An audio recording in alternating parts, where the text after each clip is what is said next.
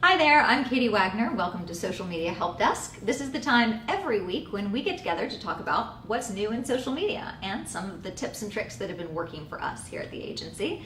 I'm here with our Director of Operations, Stephen. Hello. And our Senior Content Editor, Taylor. Hello. Taylor's also a training manager. That's why I was a little tongue-tied. I never know which one to call you. Both use the Facebook identity connection to log in. So that's things like Spotify, Airbnb, Tinder. If you use your Facebook persona to log in to any of these other apps, your stuff could have been affected there as well. So not a lot of information coming out yet, but it's a pretty big deal. Well, I think the fact that there's not a lot of information coming out is the concern. Yes. Because sometimes these things happen, but the biggest thing that people want to know in that situation is the info. Like, am I someone who's being affected? Right. What do I now need to do because this has happened, and what can I do right away? And not knowing, because that concerns me. I do actually use my Facebook to log into a lot of different things, and I'm sure a lot of people do. It's just very convenient, especially because when I'm on my phone, I'm already logged into the app, so it's just another button to push. I don't have to memorize so many passwords.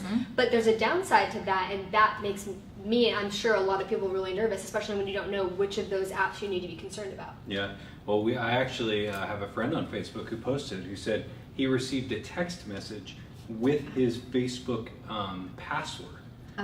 Basically saying, I just received, basically, here's your Facebook password. We have this of yours. Right? Yeah, maybe change that. Yeah, and so he was like, hey, I just changed this. If anyone saw any weird posts or something, here's what's going on.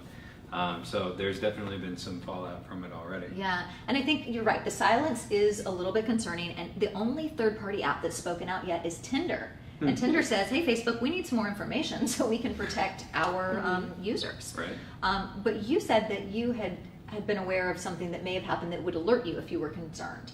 Yeah, so as people are searching for information, it's kind of like we're not getting this from Facebook, but we're getting it from people in the community who's talking about it, as everyone is trying to alert each other. And they had said that if over the weekend, when the breach happened, if you had been logged out of your account and then had to re-log back in, that was a good indicator that perhaps you were one of the accounts affected, because Facebook was logging people out either as a precautionary issue or just to try to stop the issue. And so if you're one of those people who you're always logged in, but then mysteriously Monday morning when you try to log back in, it made you re-put in your password, that's a good indicator that maybe you need to change your passwords everywhere and start getting some things figured out, because you could be affected. Although, we would recommend you change your password. Of course. Everyone should do it, Yes. right? We all changed ours, and just to be on the safe side, but I'm sure we'll get more details in the coming days. And other Facebook news, which is linked to Instagram. Facebook bought Instagram, how long? Maybe a couple of years ago? Yeah. Was it It was longer than that. Yeah. So Facebook owns Instagram. Well, recently the founders of Instagram departed. They left the company. And rumor has it that it might be related to Facebook being a little too involved in Instagram and trying to make it more like Facebook. They've been trying to make Facebook features sort of cross over to Instagram and tie the two platforms together. Yeah. And so their names are CEO Kevin Systrom and CTO Mike Krieger. And they both said they're going to leave the company and let Facebook executives run it, I guess. So one thing I found that was pretty interesting about this is that it was very sudden to everyone. There wasn't a lot of news about this beforehand. But I thought it was interesting is that I was reading an article that said that there haven't been many major changes to Instagram yet since Facebook had bought Instagram. Not too much has changed. If you didn't know the news, then maybe you wouldn't even have known that had happened. Right.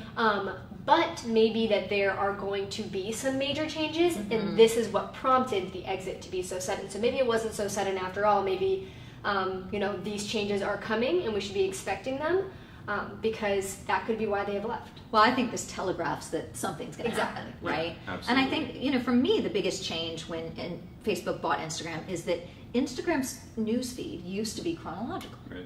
And it used to be, I said this all the time, it used to be the only channel where you could go in and see everything that people posted. If you scrolled back to the last picture you saw, you've seen everything. And then when Facebook took over, they changed the algorithm to prioritize content like the Facebook algorithm does. Right. And so I liked that less, because I liked the fact that it was chronological. But Taylor, you and I have been talking about some features that we wonder if they should bring over from Facebook to Instagram. So one thing that I really like about Facebook and a feature that I use a lot is the community aspect. I'm in a lot of Facebook groups. I'm involved in a lot of conversation that happens on Instagram with people who have similar hobbies as me, whether it's reading or fashion. On Facebook. And Facebook. And I'm in those groups and we're talking about stuff and we share stuff. And I think that's something that's missing from Instagram. That if maybe they brought over some of those group features, that it could increase the engagement, which could help people who are looking to do things like promote their business and their brand online, is, you know, some more engagement. And that's lacking on Instagram. But one thing I don't want to see is steering too far away from the core of Instagram, which is the visual aspect. The aesthetics. I think that is a really great way to show off your branding and your brand. And as a business owner, it's a place you can go to really push that message visually. And if Instagram starts to go towards the way that Facebook went with more news stories and more news aspects, I think that will be harder for brands to find a place to put their image out there outside of their website. Yeah. I think that also gets away from the core of Instagram, because one of the things I like about Instagram is that it's different than the other social media channels. Yeah. If you have articles or blogs to share, you can put them on LinkedIn or Facebook or Twitter, but on Instagram it really is about the image of your brand, the aesthetics, and a different way of telling that story. And I would hate it if they took that away. Yeah. No, I agree, and I've seen since Facebook bought it, just generally the features cross over so much more, and I wonder if Facebook wants to keep integrating them, and they see, I think, because obviously from a demographic point of view, you know, Facebook is kind of an older audience, right? Instagram is kind of that younger, like more hip, like, you know, this is like where people are starting to spend more of their time, and you're seeing them start to force people, you know, or suggest even like, hey, do you want to post this to Facebook as well? And, you know, they introduce the stories to Facebook, you know, and like they're trying to cross over all this stuff, and it's like, at some point they're just going to become the same platform, and you know, who knows, maybe that's why these guys left, just maybe to say, the plan. But I think that would be a huge disservice to both of them, because one of the things that I know personally I like about having them different is that, you know, you go onto each platform for different reasons, right? Right. Facebook's for, you know, friends, Instagram's more visual, Twitter's more informational, you know, LinkedIn's more business.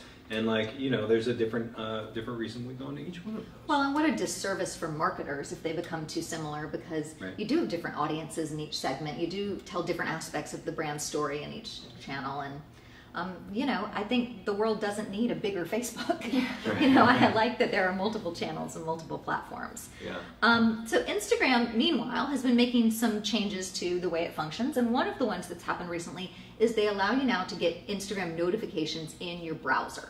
So it used to be that Instagram was phone only. You had to go on the app to see the notifications. Now it's coming into the browser, and they've already integrated Chrome, Safari, and Firefox. So if you use any of those, you can see Instagram. And we were sort of divided about whether we liked that or not. Okay, I'll let you go first, Taylor. You said you really liked it. Yeah, I like it from the aspect of someone who is representing a brand or multiple brands online, and I think it could also be very useful for a business owner or someone who also does the promotion for their business to pay attention to what's happening on Instagram. I could see that it would be an issue for someone who is running their business and also doing their social media. Maybe they're not on their phone, staring at their phone. They're on the computer, they're working on the computer, and having that ability to see notifications will help them respond to comments faster, be more responsive on the platform. Whereas right now, if you're a business owner who's trying to do it all or trying to do both, like many people are, and you're on the computer all day, maybe you see your emails coming through, and maybe you don't see those notifications of unhappy customers on Instagram. So I think it could be very helpful for someone who is trying to be on all the platforms and have a good presence for themselves and for their brand, because then they can make sure that they're being responsive to people, which is one of the most important parts. If you're going to be on the platforms, you have to be doing a good job on those platforms, and I think that this could really help people. Yeah, and I see that from a workflow standpoint, from a marketer standpoint. But I'm into the authenticity of it, and I'm a purist. And so one of the things that bothers me is that I don't like automation where you have a dashboard and you can control all your social media, because I think it really takes away from the individual conversations you're having with the audiences on each of those channels. And the fact that we just alluded to, you do tell the story differently. You do have different audience bases. And so I just tend to rebel against having it all come into the same place, because it belies more sameness. It's like, oh, now I can just put the same content on my Facebook and my, on my Instagram. Yeah, you might as well, right? Yeah, and I hear what you're saying, but I think I actually agree with Taylor on this. I figured you would. Primarily, personally, I sit at a desk most of the day where Right. I'm looking at my computer. And so if I have the ability to check it as like another tab on my screen, my browser, then that's going to be like super helpful for me, just as I'm looking at a bunch of different stuff. I don't have to pick up my phone or my iPad or whatever it is to look at it. And maybe it's because I spend most of my day, out and about, meeting with people at meetings, Absolutely. so I'm on my phone a lot more. Let me ask you this. Twitter is mostly a phone-based app, but you can check your Twitter notifications on desktop. How often do you do that? But you can do everything on Twitter on a desktop. All the time is Yeah. my answer. Yeah. Because you're never Because I sit out and if I'm home, I'll sit on my couch and I'll be on Twitter on my computer and I'll be watching TV or something. Like Steven said, the functionalities are exactly the same on the Twitter app and the computer, just like the Facebook app and my Facebook on my computer. Mm-hmm. Instagram is unique in that right now you can do a little bit you can mostly just check and look on Instagram on desktop, mm-hmm. but to do the functions of it, to answer messages, to post images, you have to use your phone. And I don't think that yet, and we'll see where we go. That could be a major change that we're seeing in the future, right? But as of right now, it seems like this is just another notification system where you could see that something's happening on your Instagram, and then you got to pull out your phone and then do it and take care of it. Mm-hmm. We'll have to wait and see over the next, coming weeks if that changes. I could see that being the first change that happens is because those take too much data. So they're using this only in Mexico, seeing if people like it, mm-hmm. and then if it's a success, they will unveil it in other parts of the world, and we may get it here. So would you use Instagram Lite? Is there a reason for that? I'm sure there is a reason for it, otherwise it wouldn't exist. I'm sure there is a low data plan. There's a need right. for it. Yeah. But I think as the majority of people, Instagram's it's not YouTube. It shouldn't be taking that much data, but as we're seeing things like IGTV come out and things that do require more data and people are on the app more, maybe there is a need. People are using too much data on Instagram. They're essentially, it seems like, trying to get people to use that app more often, and in the situation where maybe you'd be like, oh, I want to save my data, I don't want to go on it, they're trying to solve that issue for you. Mm-hmm. I'm just not sure. I'm not sure how many people that's an issue for, but we'll have to see. Right. Yeah, I agree. All right, so we'll let it play out. Yeah. Well, one of the things we talk about around the agency here a lot is the content we create. We end up creating content for a lot of clients that we run their social media, and it's all across different industries and different products, services, or B2B, B2C. And we're always looking for ways to make that content engaging, because great content is really what's going to have your audience fall in love with your brand, right? And build that emotional connection, have them connected. And a lot of times we think people fall into I've got to write a sentence and put a link or attach a picture, and all the posts sort of look the same. And Facebook particularly, but social media becomes this stream of all sameness, not interesting, engaging content. Yeah. Mm-hmm. And so, Taylor, you've been thinking lately about some ways to shake up content and make it a little more engaging. Let's talk about some of those. So I'm thinking of some ways that can, like you just said, Katie, some more engaging types of content, but then also content that anybody can create. As a business owner, you don't have to just be doing, like you were just saying, the caption and then the picture and basic things. I think that as the influencer generation comes more and you see all of this really advanced content, you think, I can't do that. I have to keep it really simple. And I think there are some ideas that you could do that anybody can do that will, spice up your content a little bit more, like you said. Mm-hmm. So the first one is actually my personal favorite, which would be polls. Yeah. There's lots of different ways you could host polls online. Pretty much every social media channel has this ability now, I think for a reason, because they're really fun and engaging and also really easy ways for people to engage with you. And that's something that you have to consider, is that some types of content require a little bit more effort from the community and some are really easy. And this is a really quick and easy one that you can get people really engaged with you and you can be asking questions. I personally love voting in polls, even if it doesn't completely apply to me. And so I'm always, voting. Like my favorite one is on Instagram, where they now let you do a couple options. You can vote which one and it'll tell you the percent. And that's like a quick and easy poll, and it takes 2 seconds to just click, but it's fun and engaging, and it's like a different type of content. But so you see polls on Facebook, on Twitter, on Instagram, but the Instagram ones that you're referring to sometimes say, should I eat a donut, yay or nay? And obviously the answer is yes, but like how would you use this for business? Like what kinds of polls would you be creating? I think something as simple as that could work for a business because, like you said, the answer is pretty obvious, but it's making them take a second, read your content, engage with the photo, and it's making them stop, which is something that can be very difficult for brands. You could post your product 10 times and that just gets boring for people, especially even people who opted in to follow you. But this is making them stop and engage. I think also if you want to learn a little bit more about your brand, so maybe you own a chip company and you have different flavors of chips, and you could say, which one do you want to see next, and kind of get people engaged and get people, like what flavor? Yeah, people like to defend their side, and if they have a strong opinion about it, they're going to express that online. And I think you can do this in a couple different ways. You could do the easy ones like that, but you could also have when people comment and vote their opinion, and that will encourage some conversation online, even if you already know what your next chip flavor is going to be. It doesn't really matter, because this is getting people, one, will get people excited and will increase the content, but then is also, you learning a little bit more from, maybe if everyone is saying they want, salt and vinegar, you probably have that already, but maybe you take a look at, okay, we should revamp our lineup, what's coming next. Right? You can learn a little more. It's data. I recently had a company have a poll that said they're launching a new brand, and they were doing their brand colors. And they said, do you like this color scheme or this color scheme? And I voted, because who doesn't want to help design that stuff, right? Yeah. And then the poll showed which one won, and they did use those as their brand colors, which is kind of cool. Yeah. Well, and going along with that on the Instagrams and the stories is they've got the questions where you can ask questions, say, ask me anything or whatever it is. But I also think that's a really cool way to engage an audience, because it's allowing them to interact with you, and as soon as someone interacts with you, with your company, whether it's a simple yes or no, they get a little bit more attached to your brand. Yeah, right? It's that connection. Yeah, a little bit more emotionally attached. And they, whether they said yes and, 85% agreed with me, or they said no and you're part of the 15%, now they've invested a little bit of themselves there. So I think it's a good way to achieve that as well. Cool. All right, what's next? What other ideas? Okay, so I think we're going to be breaking the fourth wall a little bit here.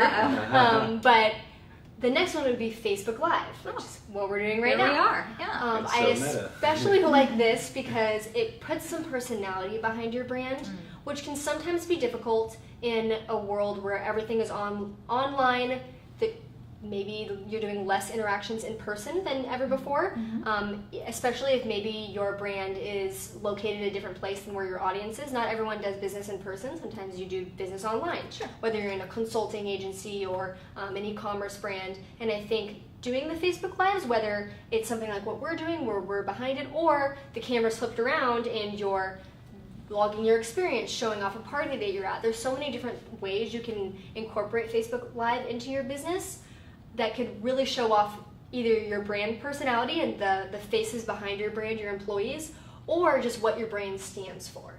So like I said, you could do sit-down Facebook Lives like this, maybe some unboxing. If your brand really is more of a product, flip the camera around and do an unboxing of what someone is going to see when they receive a package from your brand. Or if you're more out there and attending conferences or events, bring the audience with you and bring them into your business a little bit more, because that's going to, no matter what way you do it, put a little bit more personality either behind yourself or behind your brand. Yeah, we see realtors use Facebook Live a lot to show off new listings, right? Let me take you on a tour, let me show you the open house. But I also think there's, even if you're just in an office all day, there's an ability to do FAQs or answer questions or give tips about your specific area of expertise. I mean, I think all of that is valuable content. And what we're finding in the stream is that live videos are more engaging than posted videos, right? Because Facebook sends that notification that you all just got saying KWSM is live now, and people will tune in. So it's a way to sort of break their attention when they're scrolling and be like, oh, let me check out and see what that is, right? Exactly. Draw people in. So yeah, live is good. And again, all the channels are going live now. Yep. You can pretty much go live on any channel. Instagram, Twitter has their own third party, YouTube Live. So there's many different ways to do it. And there's a reason why behind the scenes type of stuff is always so popular. Why, a couple of years ago behind the music was so popular, because people like to see the personality behind the brand, because even if you are your brand, like you said, if you're a realtor or a lawyer or whatever your position may be, you still are a brand, and there is still a story behind that. And I think it's about conveying that message to your audience to help them connect with you a little bit more and then want to do business with you. Yeah, know, like, and trust, right? Exactly. Yeah. Yep. Okay. All right, other ideas? This is a fun one. You could do some contests online. So with contests, there's pretty much endless opportunities for ideas here. So there's a couple different ways you can do it. Okay. It depends on what your overall goal would be, but if keeping your goal in mind, if user-generated content is really important to you and your brand, you like to get everyone involved, maybe you're a hair care company and you like to see people using the product, or you're a fashion company and you want to see people wearing your item, contests you could use to enter, you have to then dress up in some sort of Halloween costume, or there's a couple different ways you can incorporate that, and then it gets people excited and it gets people involved. And it's kind of what we've already talked about, and you'll notice a trend here with all of that. Mm-hmm. But it's about getting people excited about something. Yeah. And then now that you have their attention, maybe you could complete your goal, whatever your goal is. So I think contests can be really fun, even if your goal is just brand awareness. You'll see a lot of companies doing that. Tag your friend in this for a chance to win. It's something so simple, but it really does get people excited. You have a chance to win something, and people get really, really excited about that kind of stuff. Everybody likes free stuff. Absolutely. Everyone, right? Yeah. We want to win things. Yeah. So yeah, and that's an easy thing. And it doesn't have to be some huge prize. Like, you'd be surprised at small things you can give away, and even an hour of your time. Maybe they win a conversation with you, or we have authors that sometimes do that. You win a chat with them, or a consultation, or maybe it's something small. I can't think of anything right now because I'm trying to explain it. I mean, if you have a product, it's a no-brainer. Well, right? sure, give away a product. And give away a product, or give away a package of your products or something like that. Make it a little bit better than just the simple product. But if people like your brand and follow you, and they're likely to engage with you in order to win something. Well, and I think one of the important things about all of these is you're bringing the audience in on something that might be silly or fun or a little bit irreverent, but then they're going to stay and engage when you post the more serious content and see the stuff that you're marketing more to them. And I'm even thinking, I'm sure some people might be saying, well, I don't sell an item that's fun and we can put this creative spin on it, but there is really a way to incorporate these in any type of business. Maybe your business is a little bit more formal and you do like business consulting or something in more of the professional services. An attorney. Even like offering something of value and then asking for a very small thing in return, like filling out the form, submitting your email address. The ask is very small there, and they have the opportunity to win something that they see is valuable. So like you said, if you're an author and you have something to offer those people, that to them is going to be valuable, and in return you're building your email list, and then you can maybe they didn't win this time, but then maybe down the road there's another opportunity to engage with them, and now you've gotten something out of them that doesn't seem too overtly pushy in marketing, because it's a very small ask in the grand scheme of things. You're asking for their email, and then they have an opportunity to win something that is valuable to them. All right, I like it. And the last one is one that's kind of near and dear to our heart, because we do a lot of trivia around here, our celebrations and stuff. The next one is quizzes. I'm not going to steal your thunder. I was going to let you say The next one is quizzes. Yeah. And I think what you said here is exactly why this works, because people love trivia and they love getting engaged in that sort of way, a little competitive, or there's a couple different sides of it. Also, they love the silly, cheesy ones. You'll see a good example of this is BuzzFeed. They're famous for it. They're famous for it for a reason, because people love it. Which Disney character are you? Yeah, and they do it in ways where they do, and it's very subtle, and maybe some people don't even recognize that it's happening. And they do use it to market certain things. Mm-hmm. Maybe the quiz is, we'll tell you what type of bread you are, which is so silly. But at the end of it, what they really are promoting is their brand of dishes to make these items in. Right. And they're getting their brand out there. They're like Tasty they partner with, and they're getting the Tasty brand out there, and they are promoting a cookbook or a cook service or pots and pans, but it's not hidden, because it's not hidden, but it's wrapped into something that is a little bit more fun, mm-hmm. and engaging to people. And then now you've gotten your brand out there a little bit more. Yeah. And Taylor, what kind of bread would you be? Ciabatta, probably. All right. Personal favorite of mine. Good, I like it. But there's a lot of different ways you can incorporate quizzes or that type of stuff into your brand. From the more serious aspect, maybe you're telling them what type of service they need, all the way to the more fun type of more comical quizzes. There's something for everyone. All right, I like it. Okay, good ideas. So homework for these guys. go out and try maybe one different kind of content this week. Mixing it up I think is going to be the biggest thing. If right now you are posting consistently on your social media channels and you're posting a picture and a comment and a link every day, you're halfway there and you're doing a great job. Like, that is the first step in it. Now I'd like to challenge everyone to take that next step and try to do something that's outside of their comfort zone, that's something they've never done before. Take a chance and then analyze those results and see how it does and how you can then move forward and transform that to get the results you're looking for. Challenge yourself. Or, okay, we'll throw this out there. If you try something that you learned on this broadcast today, you try something you want to know, did it work or not? How do I analyze this? Send us an email. We'll look at it for you and tell you how we think you can tweak it or whether we thought it did a good job. Yeah. Right? So there you go. That's our gift to you.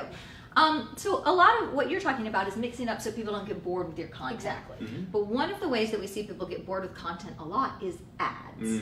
Right? Absolutely. Because you guys know that if you like something on Facebook and you start to see their ads and then you start to see the same ad over and over again, it's exhausting, right? You just tune out, and then at some point it's not even working anymore because I'm not even looking at the ad, I'm just scrolling past. And there's a name for that, Stephen. What's that called? Yeah, so the official name for it is ad fatigue. Ad fatigue. And so exactly like you described it, it's the idea that basically a user will tune out an ad after they've seen it a certain number of times, and just sort Stops of being it effective. stops being effective. And so when it's really hard to determine if ad fatigue is happening, but there are a few things that you can look at to see might this be the case. Okay, so one of the things you might want to look at is if you've been running the same ads and they used to be more effective than they are now, right? So say you get fewer clicks, you get fewer engagements, maybe people who go to your website from those ads spend less time on the website, or even on Facebook if your relevance score is down. I was going to say that. Yeah. That might show that you've got some ad fatigue. Because sometimes an ad performs well out of the gate and then it just kind of peters off and you're like, wait, they loved it a minute ago. I think this is really easy for pretty much anybody to fall into, because when you see something that's working, you don't want to stop doing that because it's working. But it's about analyzing that data and then noticing and finding when it's not working anymore and then doing something about that. Absolutely. What do they call that on TV? When it jumps the shark? Yeah, exactly. Don't want your ads exactly to what jump it the is. shark, right? Yeah. No, absolutely. And so, because a lot of times if you're running ads to get in front of people and then they go to your website and you do retargeting ads, and especially if you're doing something with Google in addition to Facebook, maybe you've got, all these display ads going, and we've all been victim to this where everywhere you go to some website you don't even want to go to, and now all of a sudden everywhere you go, you've got an ad following you, right? Yeah. And it's again, you're going to tune it out. And so there's a fine balance though, because you do need to touch people a certain number of times in order for people to be able to really register that you're advertising to them. But if it goes too far, then what do you do about it? It really has the adverse effect. Right. Right? Now I've got negative feelings. I'm just not buying. I'm also tuning you out. Yeah, and so there's a couple things you can do to counteract ad fatigue. Okay, good. So the first, most simple thing that you can do, you can stop the ads, right? You can just hit pause on those ads and stop the ad. And let people take a break from them, right? Right. Now that might not be the best case scenario, because now you're stopping ads, you're stopping traffic coming to your website. If you're generating revenue from that, that's probably not a good thing that you want to do, right? However, the next best thing you can do, which is what we recommend, is updating the creative, okay? And so the creative would be the photo that you're using, the copy that you're using. If you're using a video, you want to update that, right? Change it out. Change it out. Do something different, because then people aren't seeing the same exact thing, right? And so they're more likely to tune in. Okay. And so if you think about big brands, right? Think about big brands like Nike, Starbucks, even some of these brands that we all know and recognize and have emotional, attachments to them one way or another. Sure. Right?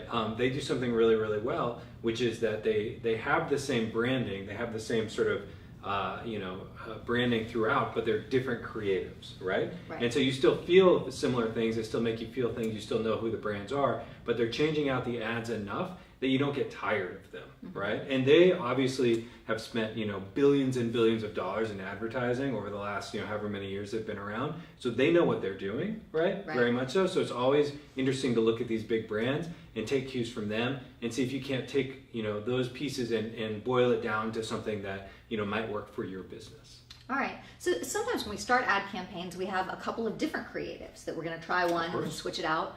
Because even though you're going to stop an ad, doesn't mean you can't start it again. You just need to give people a little break, right? All right. What else could you do if you think you've got ad fatigue? Well, those are some of the big ones that you can do, and I just think that it's really about analyzing the data and figuring out what's working best for your business. I think, and then also learning from those ads, and then not going backwards, because I could see that would be something that maybe people would fall into. Like you're aware of the ad fatigue, and now you're changing this ad because, like you said, that's a great thing to do, changing up the creative. But then you're going back to something that you don't know if it works, or you've learned in the past it doesn't work, but now all you're thinking to yourself is, I got to change it up, I got to do something different, and you're trying something that might not work for you. So I think it's important to look at the ad you ran, and it's okay, it's starting to fall off, that's all right, just trying to change it up. But what did I learn from this ad?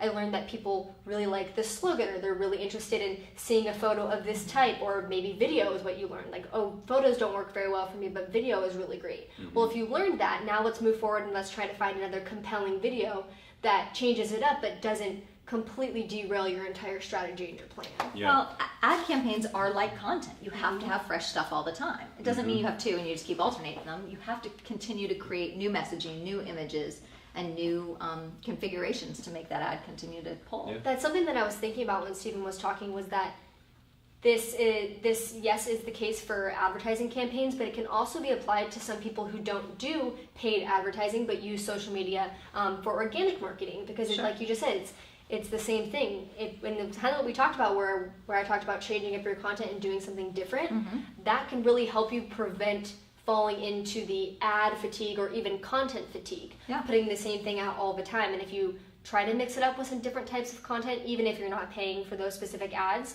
but you're still putting your time and your effort into social media, which in itself is, kind of a paid service. You're spending your valuable time, and making sure that that's strategic, and then changing it up and not doing the same thing over and over. Right.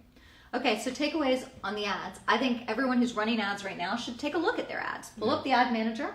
Let's look at, are they performing as well as they did when you first started running them? Has your relevancy score gone down? Is your engagement less than it used to be, or your reach? And then I like to look at ad frequency. Yes. Right? Because that can really tell you how many times is each person seeing this ad. Yep. So you're reaching 100 people, but let's say they're seeing the ad 3 times each. Fatigue is nigh, right? I mean, that's a pretty good indication that they may be seeing it too much.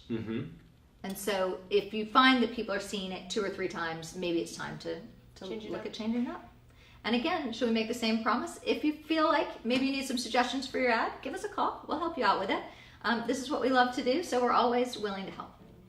That will do it for us today. Lots of good stuff. I hope you learned something. If you need more tips before you see us again next Tuesday, there are a couple places you can get them. First, read our blog, KWSMdigital.com. We blog every single day. Lots of good information there. And then also we have a YouTube channel. It's KWSM Team.